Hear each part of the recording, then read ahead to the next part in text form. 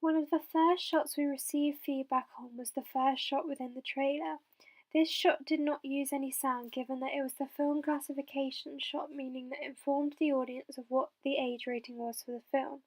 From my audience feedback, I learnt that it was good in the way that this shot did not have sound, given that conventionally it does not include sound. This therefore means that the audience are just focused on the shot, and therefore can read and understand the classification of the film. It also helps to make sure that the shot is disconnected from the trailer, given that it is just informing them about the classification of the film. Therefore, the absence of sound was really effective. Therefore, I learned how the absence of sound within this first and initial shot not only conformed to the conventions of a trailer format, but also helped to make sure that this screen was separate from our trailer.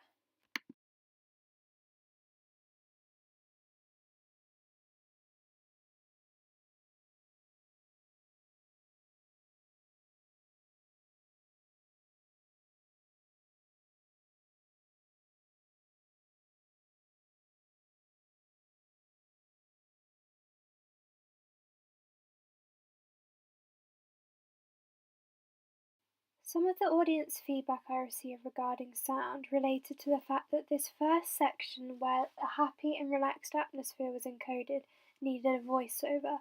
A voiceover would have helped the audience to understand the narrative of the film better and understand why the characters are shown being happy. Therefore, from this audience feedback, I learnt that I would have been able to encode the meaning of my film in a more successful manner if I had added a voiceover on top of this sound layer. However, they did inform me that the sound that I had used helped to create a relaxed and calm atmosphere. Therefore, I learnt from my feedback that the sound I had used successfully helped to create the relaxed atmosphere that I wanted. However, I also learned that in order to further and advance my product, I would need to add a voiceover to ensure that the narrative of my film was clear and easy to follow for consumers. This example shows the first cut of my trailer where I did not include a voiceover.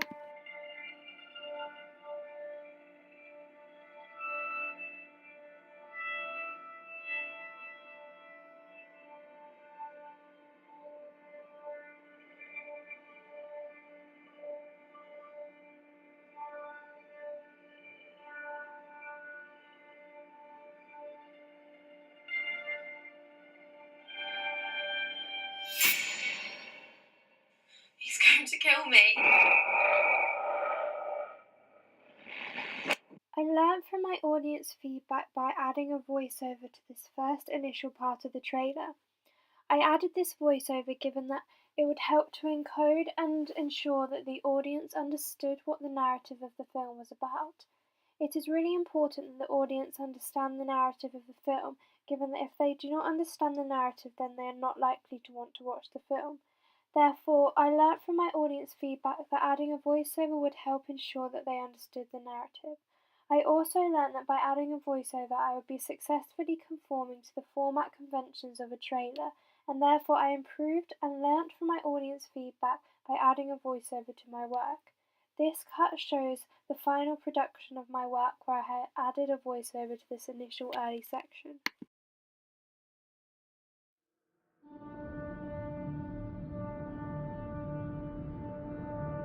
Gently close your eyes and relax.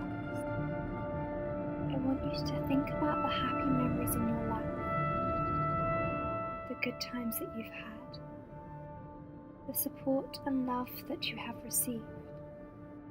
I want you to focus on the laughter, the smiles, the jokes. I want you to focus on how everything was fine and how you feel now. As you can see from this new attempt and final cut that I have successfully learnt from my audience feedback about how I can improve my work. I learnt the importance of a voiceover given that it helps to contextualise the visual that the audience are being presented with. Therefore, I learnt from my audience feedback the importance of a voiceover and how significant it is in encoding meaning about the narrative of the film. Therefore, I would say from my audience feedback that I learnt the ways in which a voiceover could be used in order to enhance the quality of your product, thus meaning that it is easier for the audience to decode. I also received feedback on the dark slam effect sound that I had added for when the knife presses down on the chopping board. I received feedback saying that although this sound effect was good, it had not been executed in an effective manner just yet. I received feedback informing me of the fact that the knife needs to press down exactly on the sound, and therefore I needed to re-edit the shot so that the knife and sound were linked. I also received feedback saying that this was hard to do because the knife action was not bold enough, and therefore in order to make the sound more effective I would have to reshoot the shot. Therefore, as you can see from the first attempt, which will just play in a minute, that I was not able to quite effectively line up the sound with the action. Therefore, my audience feedback taught me that if I wanted to execute this shot professionally, I would need to reshoot the shot so that I could line the sound and the action up properly. I also received feedback informing me that I need to amplify the sound in order to make it more dramatic. Given that the dark slam sound effect that I had added was conventional to the thriller genre and made the audience feel tense and on edge, I needed to make sure that I amplified the sound in order to ensure that it had the most impact and effect. Therefore, my audience feedback taught me that I also needed to change the sound volumes and levels on the sound in order to ensure that it had the biggest effect on my piece.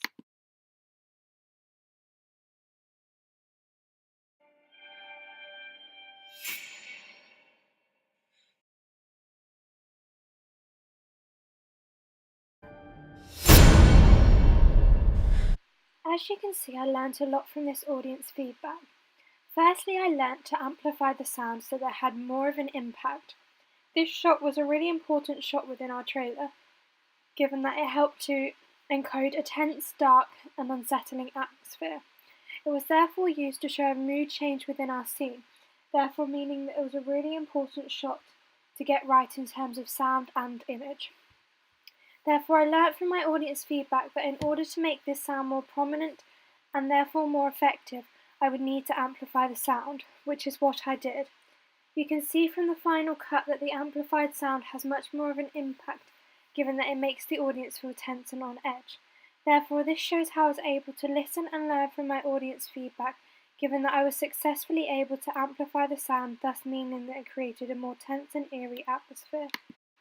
As you can also see from the final cut, I was able to reshoot the footage of the knife being pressed against the chopping board. When reshooting this footage, I made sure that the knife action was really bold and dramatic.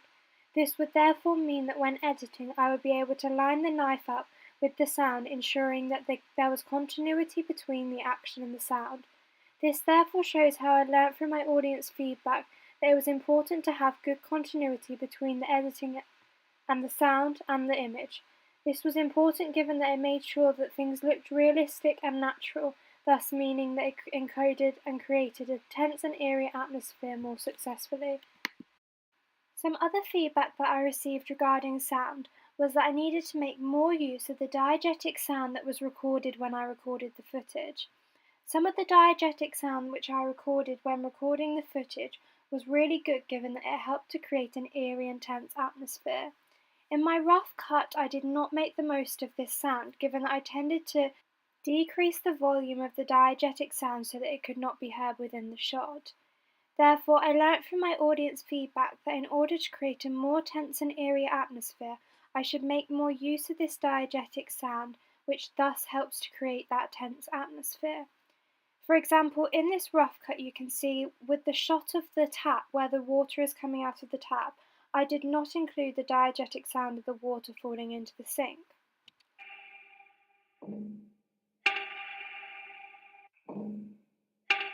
Therefore, I learnt from my feedback that if I wanted to create a more tense and eerie atmosphere, I could use these sounds in order to do this.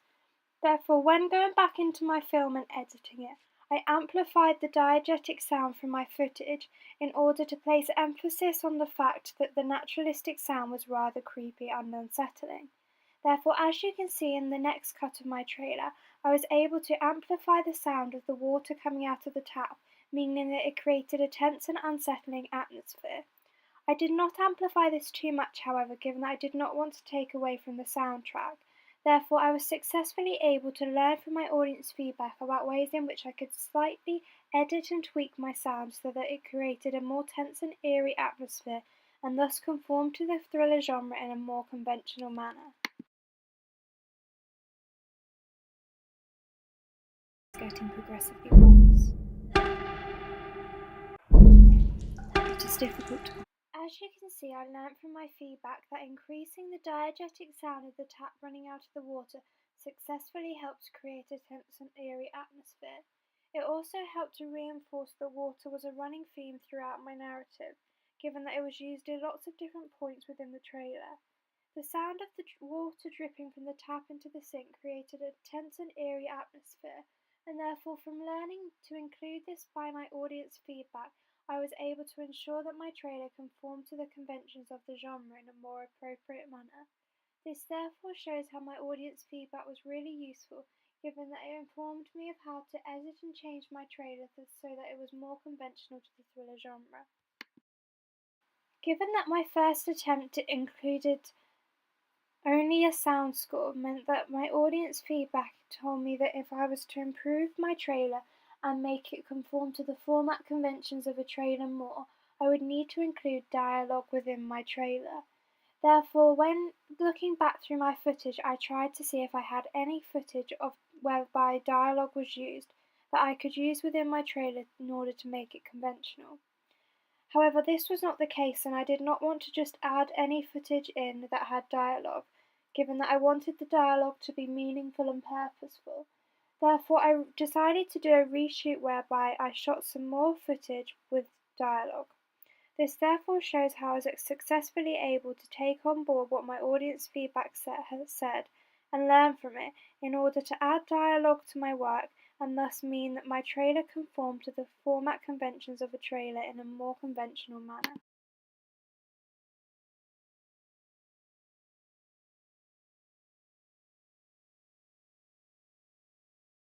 You can't help me!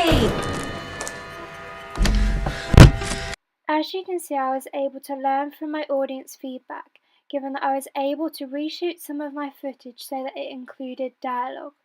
The dialogue that I included helped to break my footage up and ensure that my trailer conformed to the format conventions of a trailer. It also ensured that my trailer did not look like a music video, given that dialogue breaks and interrupted the music and sound score. Therefore, this shows how I was able to successfully learn from my feedback, reshoot some footage, and add dialogue to my work in order to ensure that the sound layers within my trailer were more conventional to the format conventions. The dialogue that I was able to add also helped to encode meaning about the narrative of my trailer. Therefore, the way in which I added dialogue also helped to ensure that my audience would understand the narrative of my trailer, thus meaning that it was easier to understand and decode.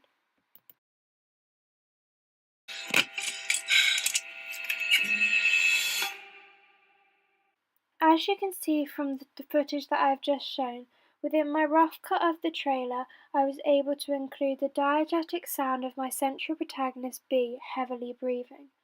From my audience feedback, I learned that this diegetic sound was really effective, given that it helped to encode meaning and feeling. It helped to show what B was feeling and how nervous and on edge she was. Therefore, from my audience feedback, I learnt that the use of this diegetic sound was really effective.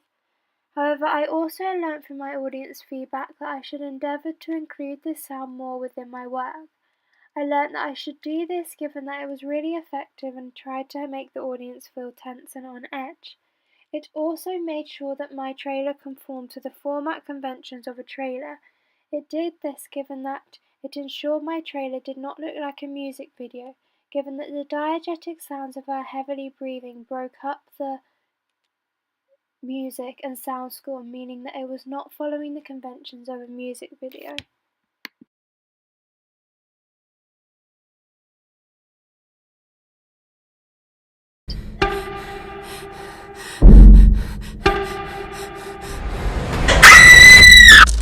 As you can see from the next cut which I have just previously shown, I was able to learn from my audience feedback and add more shots that included the diegetic breathing of B.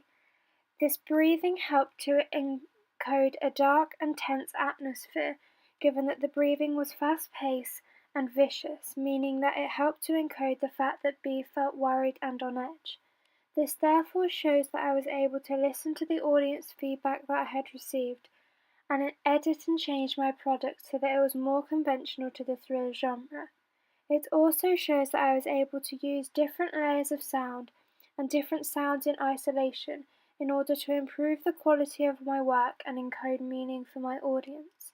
This therefore shows how audience feedback taught me a lot about sound and how to edit my sound to ensure that it was more conventional to the thriller genre and thus made my audience feel more tense and on edge when watching my trailer. Another two shots that I got feedback on in terms of sound was the blackout prior to the shot of B drowning in the water and then the shot of B drowning in the water. I was informed from my audience feedback that the way in which the shot before B drowning in the water did not include any sound was really effective. I learnt that the way in which it was silent was really effective, given that it meant when the sudden and uncomfortable sound of her drowning in the water came, it had more of an impact given that it contrasted to the silence. Therefore, I learnt from my audience feedback that this was a really effective choice and how my simple choice not to use sound was effective and paying off. I learnt that the sound that was created from B drowning in the water was also really effective.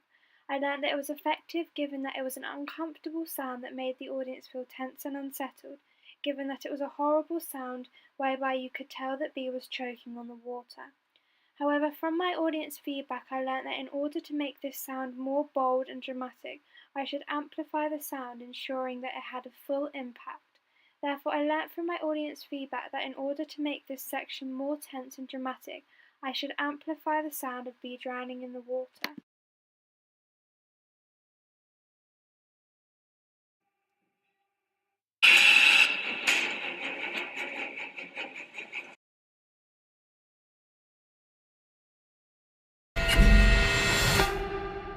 I'm afraid you might lose her.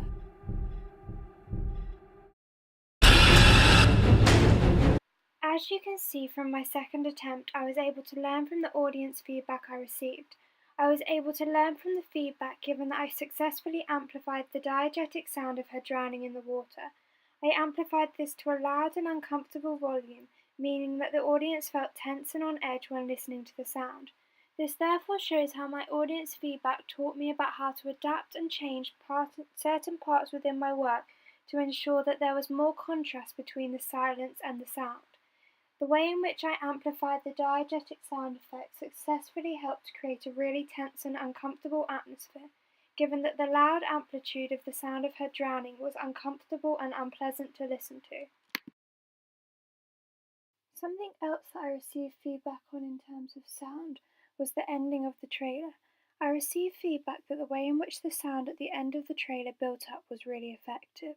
It was really effective given that it made the audience feel tense and on edge, thus meaning that the sound successfully conformed to the conventions of a thriller genre. However, from my audience feedback, I learnt that it would be good to have a jump scare at the end of the trailer, meaning that when the audience thought the trailer had finished, something else happened and quick, intense sound was played. Therefore, from my audience feedback, I learnt how I could add sound within the end section of my trailer in order to make my audience feel more tense and on edge and thus shock them. Therefore, I learnt from this feedback that if I was to improve my trailer and improve the way in which it made the audience feel tense and on edge, I should go back and edit the ending of my trailer. I should add in a quick and fast-paced non-diegetic sound effect that helped to create a tense and eerie atmosphere. This shows the first cut of my trailer where I did not include this towards the end of the trailer.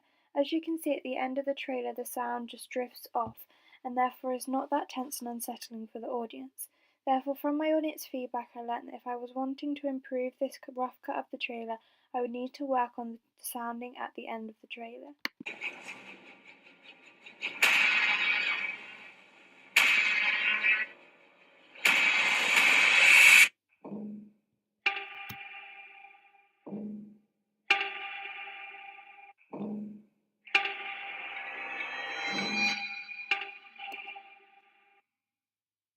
Therefore, I learnt from this feedback that if I wanted to improve the quality of my work and the way in which my trailer made the audience feel tense and on edge, I should include a gap of silence after the film title, and then include a tense and fast-paced section of non-diegetic sound.